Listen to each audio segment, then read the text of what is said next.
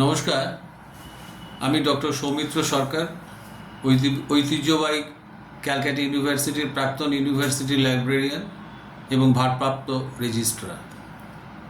ভারতীয় উচ্চশিক্ষার মানচিত্র বদলে দেওয়া এক পথপ্রদর্শক ডক্টর টি.এ.ভি. মূর্তি সম্পর্কে কিছু বলার সুযোগ পেয়ে আমি অত্যন্ত গৌরব বোধ করছি।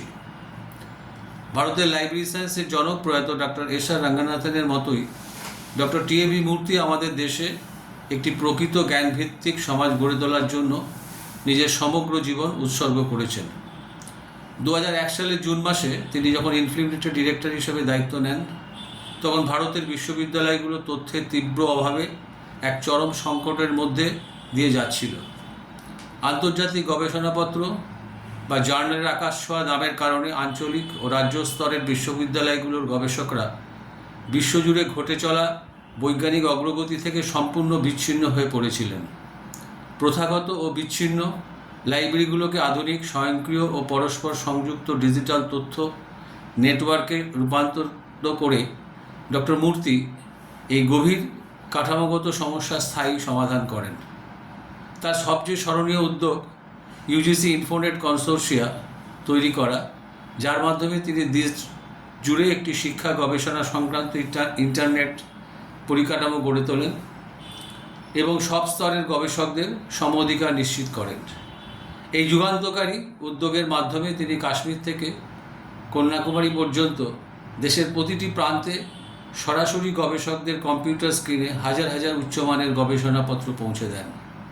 তার এই অসাধারণ দূরদর্শিতা বিশ্বব্যাপী ডিজিটাল ব্যবধান কমিয়ে আনে এবং ভারতের জাতীয় গবেষণা ও আন্তর্জাতিক ক্ষেত্রে তার এক নজিরবিহীন জোয়ার নিয়ে আসে।